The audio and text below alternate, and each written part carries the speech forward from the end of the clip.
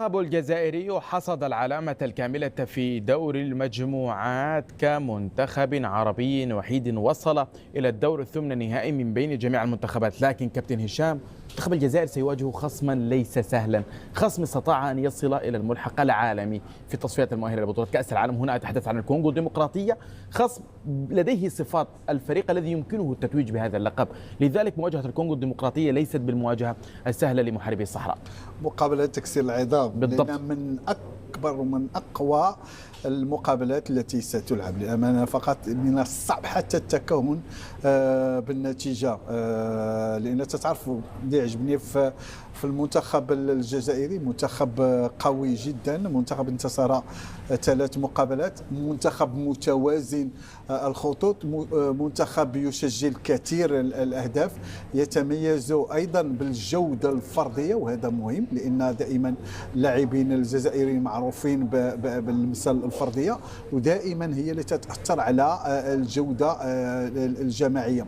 مدرب محنك تعرف كيفاش يسير المقابله. الا شتي حتى الستايل ديال المنتخب الجزائري، يمكن يستحوذ، يمكن يسير المقابله، يمكن ينتظر، وايضا تيمشي في المرتدات بسرعه لاعبي، بان الليونه التكتيكيه او المنظومه الكرويه عند المنتخب الجزائري هائله جدا.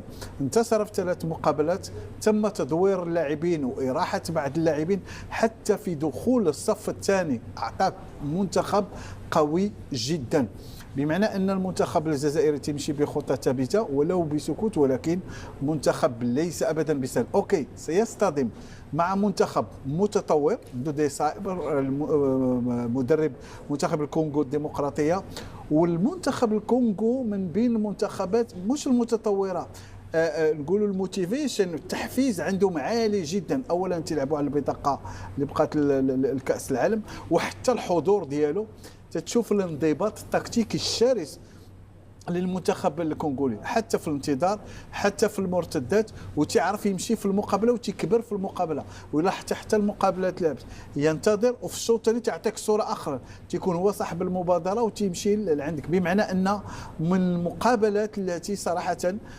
سنستمتع كثيرا في الرؤيه، في اختلاف، لان طابق كروي مختلف جديدا، بين تو ستايل ديفرنت، بين طريقه اللعب مختلفه، بين القوه الفرديه والهجوميه المنتخب الجزائري، ولا غادي يكون دائما في المبادره، ولكن الفريق انا تنقول مستعلب، ولكن الفريق اللي غادي يعرف يسير المقابله ويدخل في المناسبه مع الفريق الجزائري، بمعنى ان سيصطدم مع فريق جد متطور. وهذه مقابله صراحه تتم الاستمتاع برؤيتها. كابتن زيدان، لعل المنتخب الجزائري، جماهير الكرة الجزائرية والمتابع لمنتخب الجزائر تحدث على أن لديه مشاكل دفاعية كبيرة للغاية، ويحاول تغطية ذلك بالأداء الهجومي. وربما أن منتخب الجزائر في دور المجموعات لم يواجه خصما شكل عليه صعوبات هجومية على الصعيد الدفاعي بالنسبة لمحاربي الصحراء. هذه المواجهة مع الكونغو الديمقراطية هي المواجهة التي لن تكون سهلة بالنسبة لمحاربي الصحراء، هي المواجهة التي سيواجه فيها المنتخب الجزائري نجوم كبار ومدرب لديه طريقة تكتيكية واضحة. دو صبر.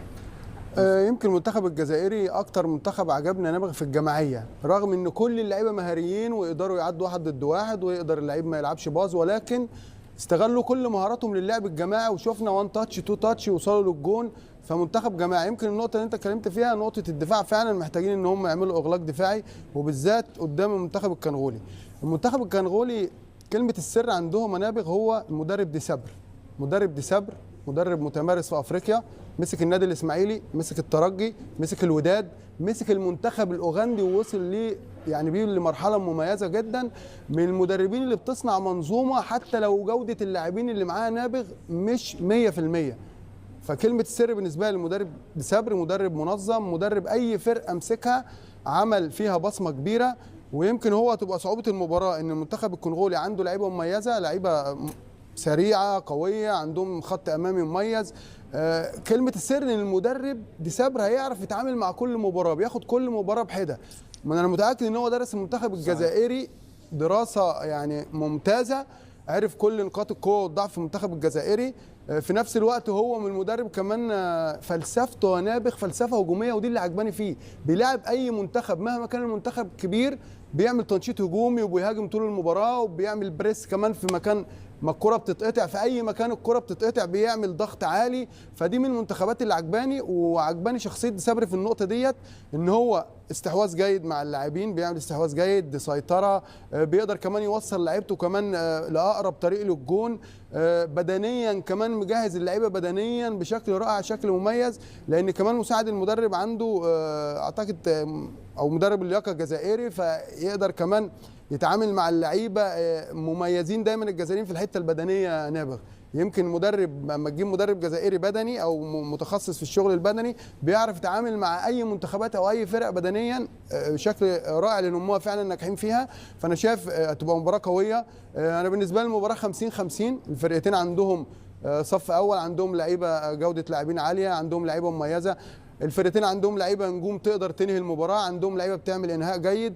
ففعلا يمكن زي ما قال كابتن هشام هنشوف مباراه تكسير عظام، مباراه قويه جدا، مباراه كمان هنشوف فيها كره كويسه. الفرقتين يمكن ما بقاش عندهم تحفظ من المباريات، خلال المباريات اللي احنا تابعناها الفرقتين بيهاجموا بشراسه نابغ وبيهاجموا ب8 لاعبين و9 لاعبين، وده يعني الميزه في الفرقتين، وده بيدي كمان متعه للجمهور، لان الجمهور في الاول والاخير يا نابغ عايز يتمتع بكره قدم حقيقيه. يمكن المنتخبين الوحيدين اللي هم متعوني مع التنظيم مع المنظومه بتاعتهم، متعوني بكره قدم ونقل ولعب من على الاطراف ومن العمق، وكان في تنوع كمان في الهجمات، هو المنتخب الكونغولي والمنتخب الجزائري. فانا شايف هتبقى مباراه قويه وهتبقى فيها متعه للجمهور، والافضل والمركز تكتيكيا واللي عنده انضباط تكتيكي واللي بينفذ تعليمات المدرب هو اللي هيطلع بنتيجه المباراه. هذه المواجهه ستكون يوم الثلاثاء المقبل بمشيئه الله تعالى في العاصمه المغربيه الرباط، بين منتخبي الجزائر والكونغو الديمقراطيه في ملعب مولاي الحسن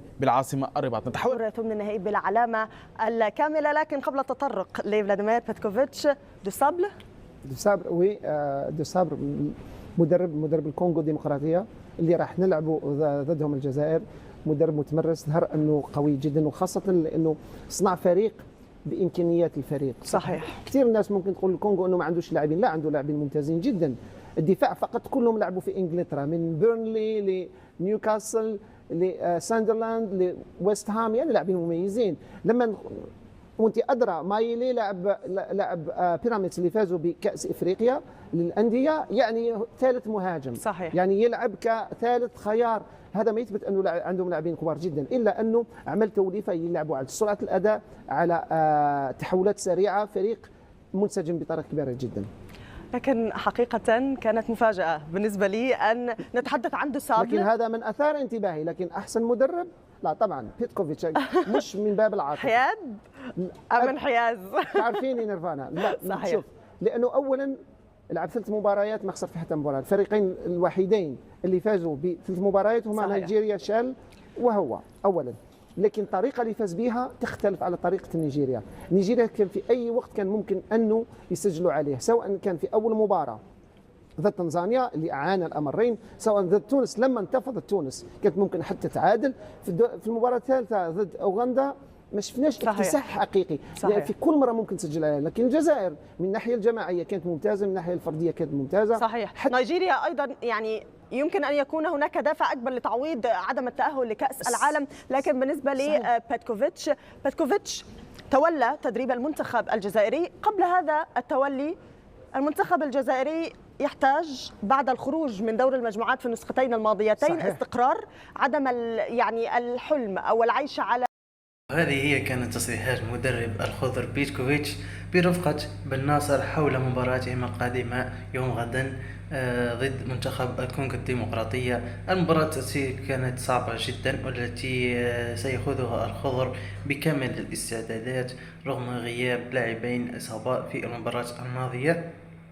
هذه الإصابات كانت جوان حجام بالإضافة أيضا إلى المدافع سمير شرقي الذين أكد غيابهما، بالإضافة أيضا إلى اللاعب الذي لحقهما في آخر المطاف يوم أمس اللاعب ريان أيد نوري تعرض إلى مرض شديد ونزلة برد، ليس إصابة، لكن إن شاء الله سيشفى وربما يلتحق إذا تأهلت الجزائر هو بالإضافة إلى سمير شرقي في المباريات القادمة.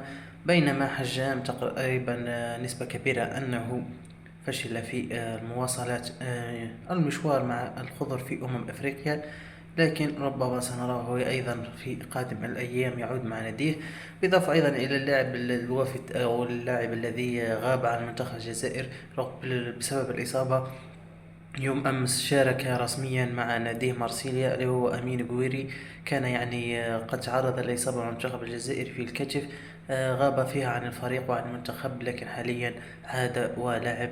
الجزائر أيضا مثل ما قلت لكم استدخل المباراة بكامل الاستعدادات الأخرى، لأن منتخب أيضا الكونغو استطاع التعادل مع منتخب السنغال في مباراة قوية جدا، وكان متقدم، كان الأقرب للفوز، وأيضا استطاع الذهاب في المرتبة الثانية بفارق الأهداف فقط عن منتخب السنغال.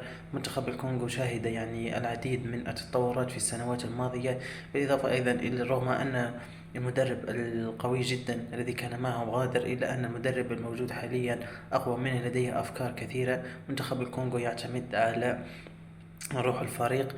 لو شفنا لاعبين المنتخب الكونغو حاليا كلهم لاعبين ذوي خبرة، وذلك سيلعبون كتلة واحدة، وليس يمكن فرديات أو أنهم يصنعوا الفارق بالفرديات.